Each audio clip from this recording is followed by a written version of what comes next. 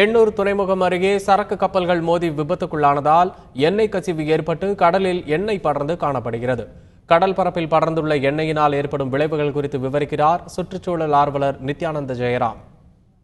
கச்சா எண்ணெய் இல்லாட்டி எண்ணெய் டீசல் எதுவாக இருந்தாலும் சரி, அது கடலில் படியும் போது ரெண்டு விதமான பிரச்சனைகள் உருவாகுது. ஒன்று ஃபிசிக்கல், அதாவது அது ஒரு கடல் மட்டத்து மேலே ஒரு தின் லேயராக ஒரு ஃபில்மாக ஃபுல்லாக பரவி அது சூரியனோட ஒளியை கடல் நீருக்குள்ளே போக விடாமல் அங்கே இருக்கக்கூடிய தாவரங்களுக்கு தேவையான சூரியனோட ஒளியை கட் ஆஃப் பண்ணிடுது.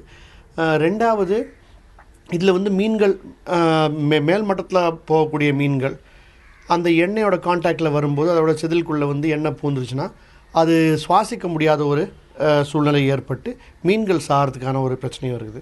அதே போல் கடலாமைகள் நீண்டிடும். ஆனால் அதே நேரத்தில் பெரிய அளவில் எண்ணெயோட மூழ்கிடுச்சுனாக்கா அதோட நீச்சல் திறனும் கம்மியாகிடும். எண்ணெய்ங்கிறது ஒரு ரசாயன பொருள், ஹைட்ரோ கார்பன் சொல்லுவாங்க. ஹைட்ரஜன் கார்பன் ரெண்டும் உள்ளிட்ட ஒரு சங்கிலி போல் இருக்கக்கூடிய ஒரு பிளாஸ்டிக்ஸ்லாம் தயாரிக்கிறது எல்லாமே எண்ணெயை வச்சு தான் தயாரிக்கிறோம்.